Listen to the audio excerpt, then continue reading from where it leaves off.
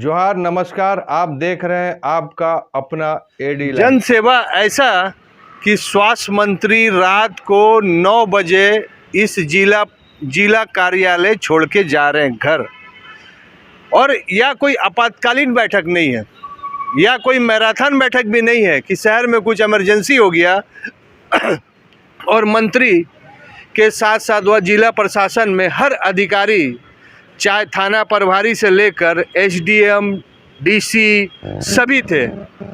कोई खास योजना भी नहीं है। जो योजना सरकार चला रही है उसी को मॉनिटरिंग किया जा रहा है। बहुत अच्छा चीज़ कि मंत्री इतना सेंसिटिव है और 24 घंटा में 12 घंटा से भी अधिक सरकार का उस अधिकारी को ध्यान में रखते हुए मीटिंग करवा रहे हैं कि आप जो राज्य की योजना है उसको आप सही से काम कर रही। खुद डीसी एसपी को साथ में रखकर एक एक विभाग का समीक्षा कर रहे हैं, चाहे वह स्वास्थ्य हो, शिक्षा हो, बिजली हो, चाहे रोड हो, नाली हो, सभी का। ऐड नहीं कर दिया जाए या हमारे ऊपर वाली संस्था इसमें पूरा हस्तक्षेप नहीं करे।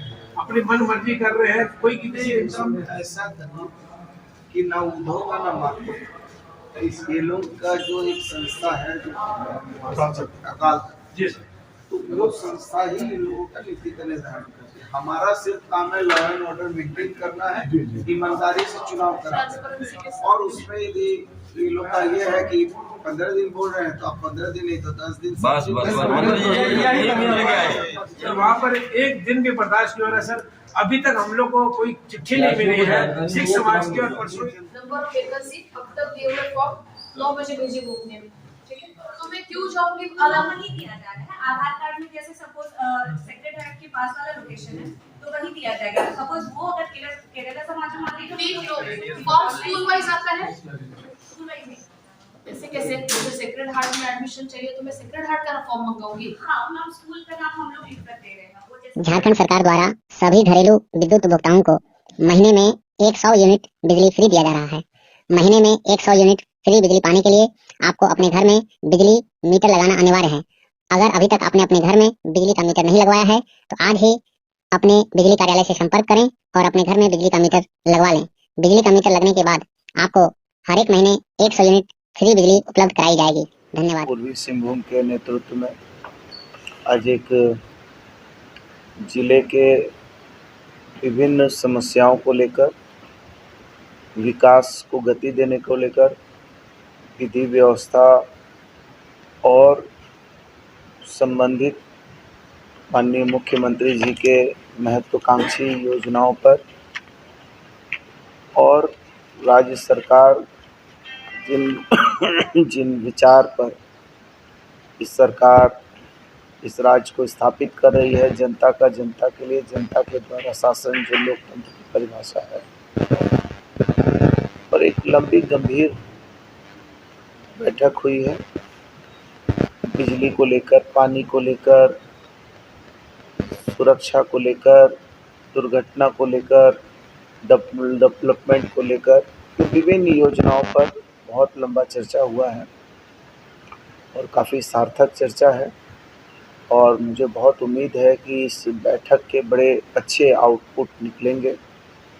और हमारी उपायुक्त भी बहुत गंभीर है, हमारे ज़िले के प्रशासनिक अफसर भी बहुत गंभीर हैं, हमारे सीनियर एसपी साहब और पुलिस विभाग भी काफ़ी गंभीर है। और आप देख रहे होंगे लगातार जहाँ एक तरफ विकास के काम तेज़ गति में हो रहे हैं, वहीं लॉ एंड ऑर्डर में भी काफ़ी जो है सुधार हो रहा है और अपराध के ग्राफ भी गिरे। और माननीय मुख्यमंत्री 24 ज़िले का भ्रमण कर रहे हैं। पूरी सरकार जो है हर ज़िले में, हर प्रखंड तक पहुंच रही है। तो हम निश्चित तौर पर जो भी हमारी राशि है उस राशि का कैसे सदुपयोग हो, अंतिम पायदान पे खड़े व्यक्ति को कैसे लाभ मिले, उनकी आशा आकांक्षा की पूर्ति कैसे होगी, आदि विषय पर गंभीरतापूर्वक बात हुई है और इसके अच्छे फलाफल होंगे। और मैं समझता हूँ कि ये जनता के लिए एक नए वर्ष में हम और ज़्यादा बेहतर करने की सोच के साथ आगे बढ़ रहे हैं। हॉस्पिटल को लेकर जमीन की बात हो रही थी, वो कब तक चलेगा? देखिए वो कुछ यहाँ 30 बेड का भी CSC बनना है, जो लगभग 11 करोड़ रुपए के आसपास लगेगा, और भी उस एस्टिमेट में 20% अप डाउन हो सकते हैं। दूसरी तरफ एक 100 बेड का क्रिटिकल केयर यूनिट बनना है, तो उसको लेकर भी हम लोगों ने कई बार चिंतन मंथन किया है, और अभी भी टाटा स्टील के भी अधिकारियों को कुछ उपायुक्त महोदय के माध्यम से हम लोगों ने कुछ दिशा निर्देश दिए हैं। और इसी के साथ हमारा 434 करोड़ में MGM अस्पताल का भी जो है फिर से पुनरुद्धार होना है, और जमशेदपुर में फ्लाईओवर, मानगो फ्लाईओवर का भी निर्माण होना है, तो उसमें भी जो कैसे और प्रक्रिया आगे बढ़े उन विषय पर भी काफ़ी गंभीर चिंतन हुआ है।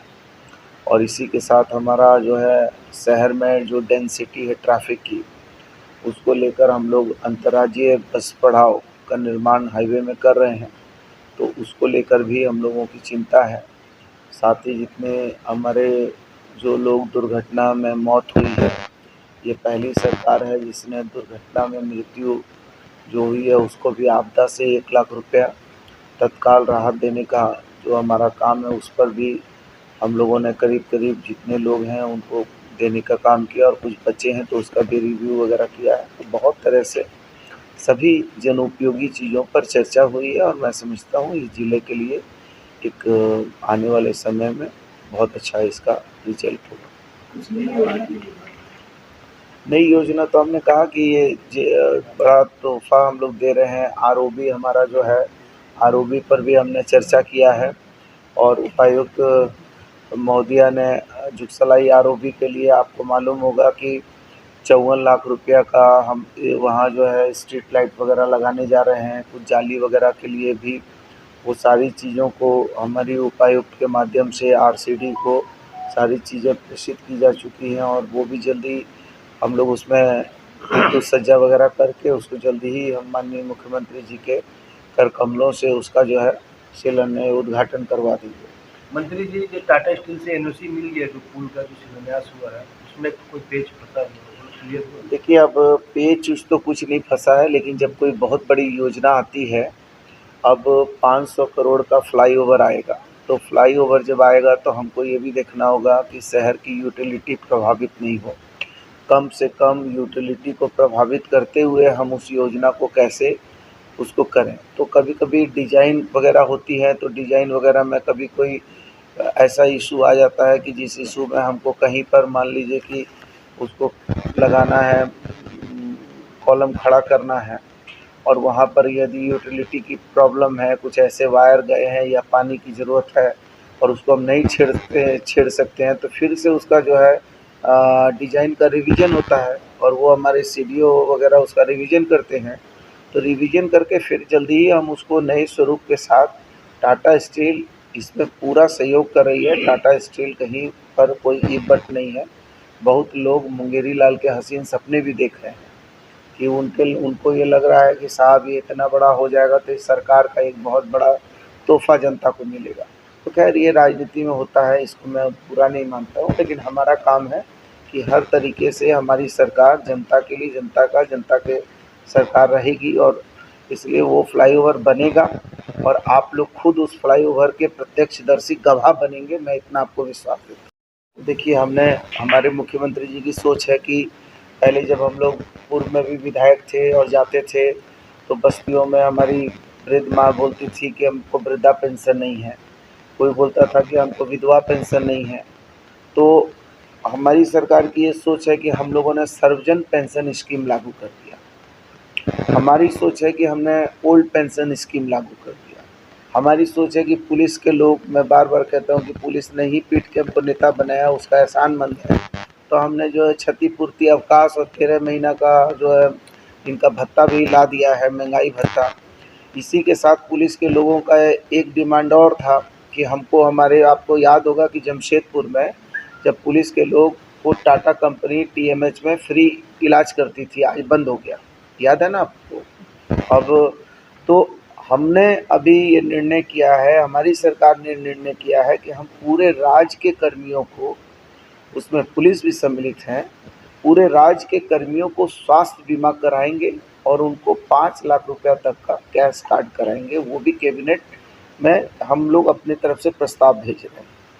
चूँकि हमारी सरकार की सोच है कि कोई हमारा पुलिस का आदमी है जो सेवा के क्रम में बम ब्लास्ट हो जाता है, गोली चल जाती है, या कोई ऐसा हमारा कर्मचारी है जो किसी हृदयघात हो गया या कोई ग्रीवियस बीमारी हो गई और हम यहाँ नहीं कर पा रहे हैं और उसको उच्चतर संस्थान में ले जाना है, तो एयरलिफ्ट करने की ज़रूरत है। तो ये सरकार की सोच है कि उसको भी हम एयरलिफ्ट करेंगे। हमारी सोच है कि उसके परिजन को भी लाभ देंगे, जो ऐसे बच्चे जिनका शादीशुदा नहीं है और वो माता पिता पर आश्रित है, तो हम उनको भी लाभ देने पर सोचते हैं।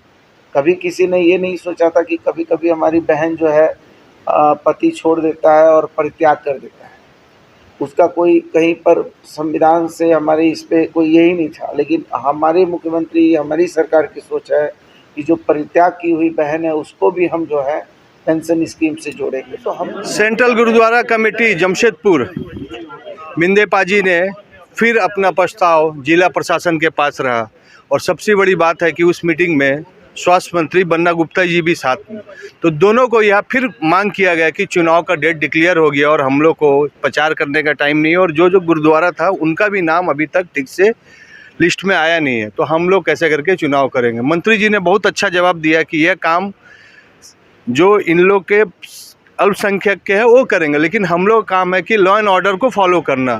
फिर बहुत रिक्वेस्ट करके शायद 15 दिन का इन लोग को टाइम दिया गया है कि डीसी ने आदेश अभी बोले हैं, लेकिन ये आदेश आया कि नहीं आया, इनसे मिंदे जी से बात करते हैं। आवश्यक सूचना सभी लोग ध्यान देंगे। जिनका जिनका बिजली का बिल बाकी है उनका कनेक्शन विभाग द्वारा अभियान चलाकर काटा जा रहा है।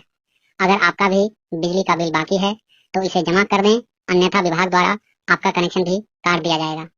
अगर आपका बिजली का बिल ज़्यादा बाकी है और एक बार में पूरा भुगतान नहीं कर सकते हैं तो आप किस्त में भी अपने बकाये बिजली बिल को जमा कर सकते हैं। तो कनेक्शन कटने का इंतजार ना करें और आज ही अपने बकाये का क्या प्रस्ताव था आप लोग का?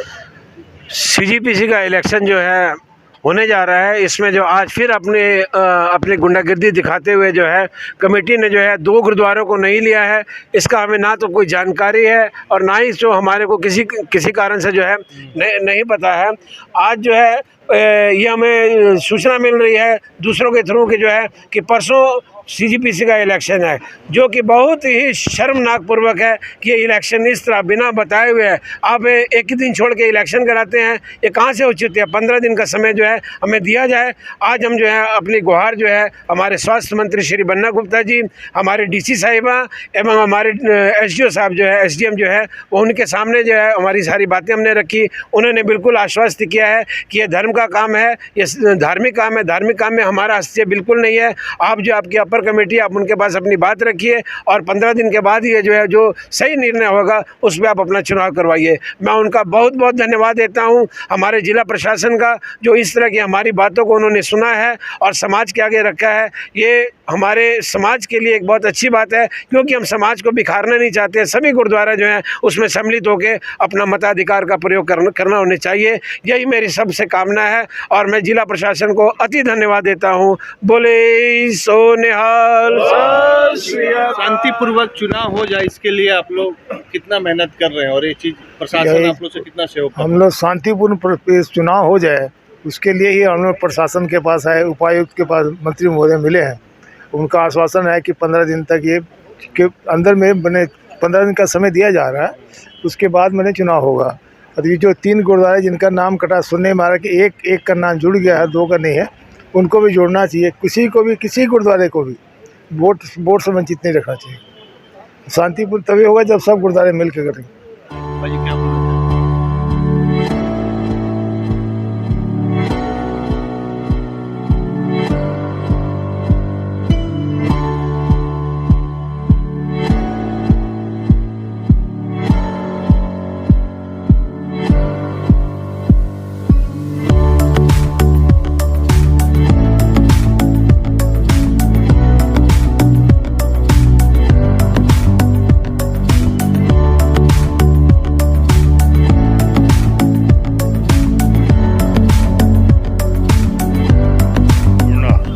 साथ में लेके चलना।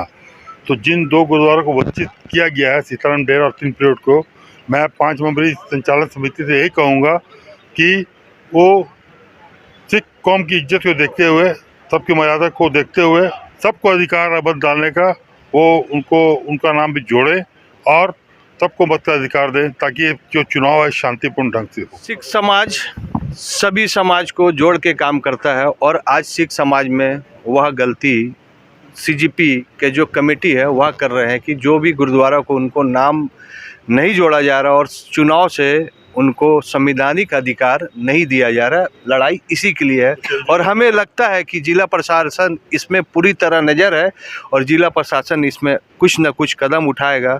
और मिंदे जी और जितने मंटू पाजी लोग आज आए थे उसी विषय में बात किए।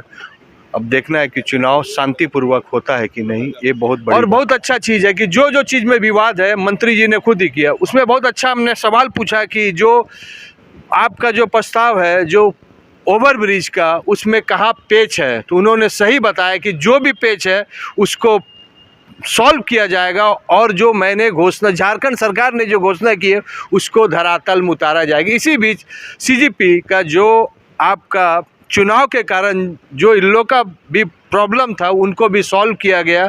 यही मंत्री का काम सही में सीजीपीसी का जो काम था और सही में काबिल तारीफ़ है कि रात को भी 9 बजे मंत्री जी इतना अच्छा काम कर रहे हैं। रात की ठंडा में सही में सरकार जनसेवा का काम कर रही है और 3 साल बेमिसाल यह बहुत बड़ा काम है कि 2 साल आपके पास समय चल गया और उसके बाद 1.5 साल है जो 2024 का होगा, तो आपके पास समय नहीं है। कम गति में इतना अच्छा काम करना सही में काबिल तारीफ़ है। मंत्री होना चाहिए तो जनता का सेवा के लिए, जन सेवा के लिए, ऐसा ही मंत्री पूरे देश में होना चाहिए। एडी लाइव का वीडियो को शेयर कीजिए, लाइक कीजिए। एडी लाइव की पूरी टीम की ओर से सभी को धन्यवाद।